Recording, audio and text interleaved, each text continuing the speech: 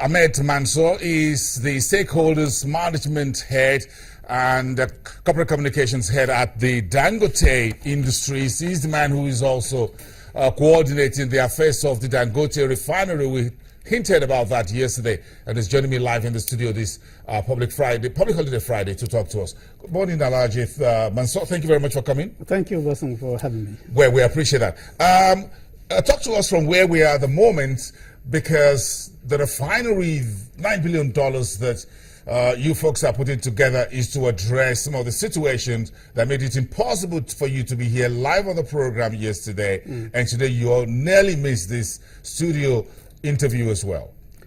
Yes, indeed, Wilson. And as we have heard from the Minister of State Petroleum, I think yesterday, this fuel situation is not going to ease off so soon.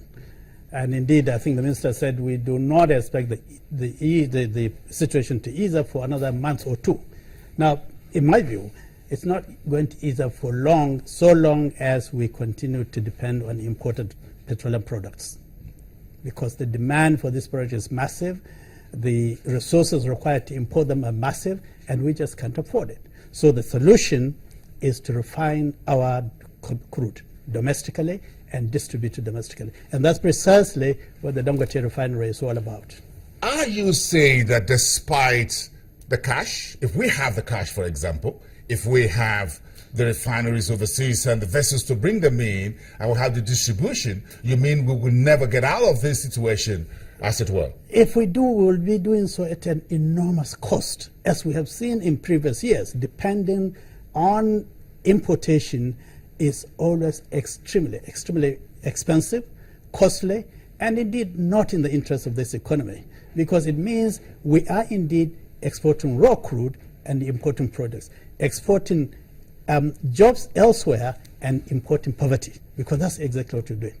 So the solution, as I said, is refine our own crude, refine domestically, and that's what Dangote refinery is doing. And as you are aware, we have now started in earnest. So bring us up to speed on this $9 billion project. And the first question is the 2018 deadline or lifeline still on track? We are working on it. That's our deadline. That's our planned commissioning period, and we are working towards it. Now, we are still in 2016, so we're 2 years or more ahead. But we are working towards it. It's a very large-scale project, the largest scale project in Africa. And it requires a lot of effort, a lot of input from so many other places. But we are committed to that date. Nigerians are asking the questions, what is the stage of construction? You know, it's a huge project. It's not just a refinery. It's a refinery plus petrochemical plant plus a fertilizer plant. The fertilizer plant, we have already started construction. And if people visit the Lekki side, they will see construction is going on. The refinery side, we are now in the process of preparing the ground. We have cleared land, over 2,500 hectares of land, mostly swampy coastal land. We have prepared, we are filling the land with sand, and we are now starting the subsurface processes. In the meantime, we're in the process of procuring all the large equipment and machinery, particularly what we call the long lead time items that sometimes take a year and a half to construct and deliver. So we are making good progress. In terms of human resource management or capacity to run this facility, yes. one of the extant issues with the existing 4 refineries of the government was that there's lack of skill, lack of manpower that are current to run current type of refineries, because the government refineries are old and perhaps the workers are perhaps old as well. Indeed, this is true. And I think, as viewers may remember, just about a week ago, we actually sent off the first batch of 50 young, mainly graduates, to India to start training. Our intention is that by the time that refinery is commissioned in 2018, all our technical staff, at least, will be fully trained, will have actually worked in similar refineries abroad, and they will know exactly what they need to do. Like I said, we have sent 50 now.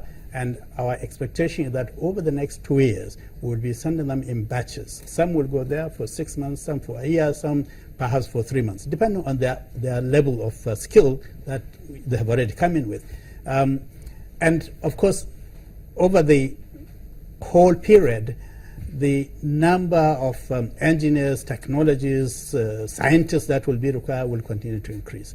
Our expectation is that perhaps by the time the plant is ready for commissioning, we should have at least 1,500 to 2,000 qualified technologists, engineers, and technical staff working in that plant. Technically speaking, are you recruiting from the existing refineries?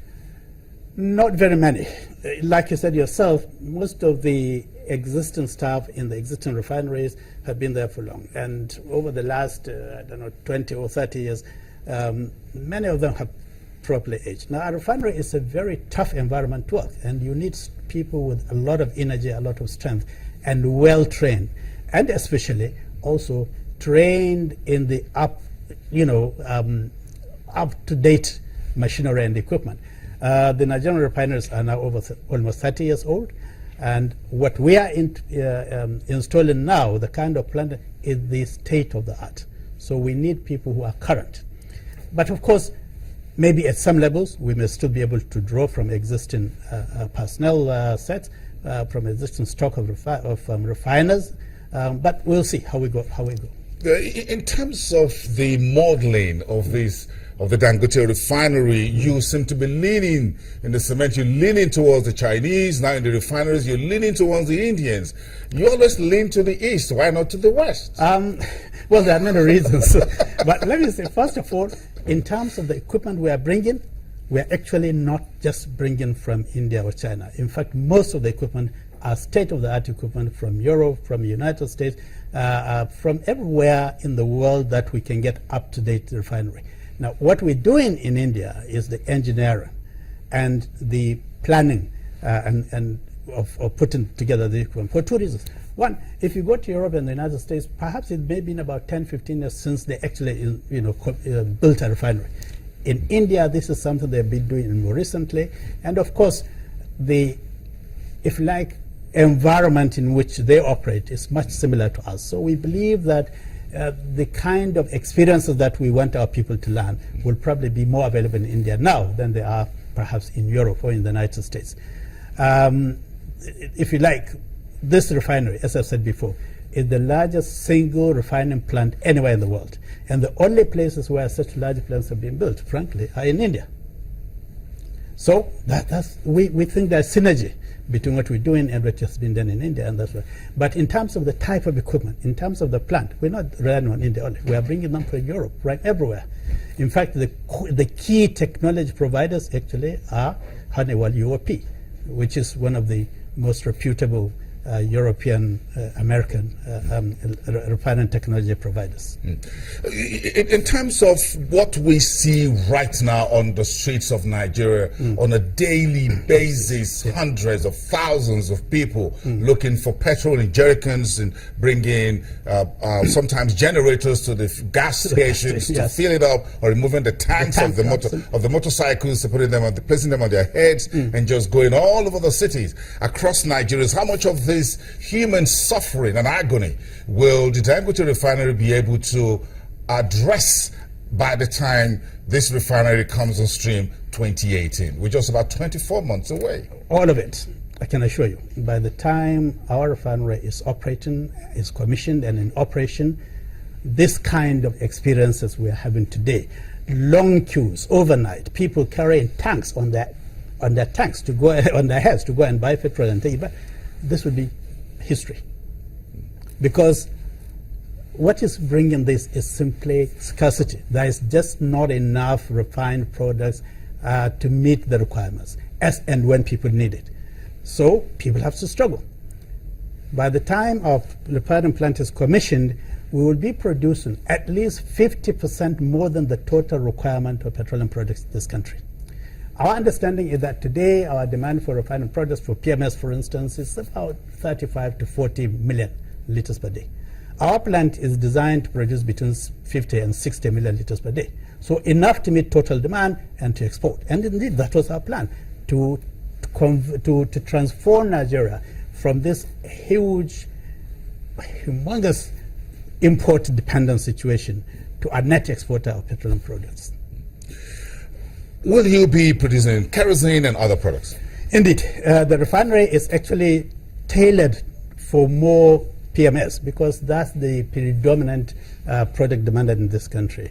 But we'll also be producing the other products, diesel and kerosene, jet fuel, and of course some LPG. But we're going to be less on LPG because we're going to use the lighter, if you like, components of the refined product to produce another very important product, which is petrochemical, polypropylene and polyethylene. Very interesting. Mansour Ahmed, let's leave it at that for now. Thank you very much. You've got some trip to make for the Easter holiday. Indeed. So the earlier we let you get out of here and get out of those snarling vehicular traffic in Lagos, the better for you. Thank you, boss. We appreciate your time. Thank Bright you. and early. Mansour Ahmed, Executive Director at Dangote Industries in charge of stakeholders management and corporate communications. He's also the man behind the $9 billion Dangote petrochemical facility.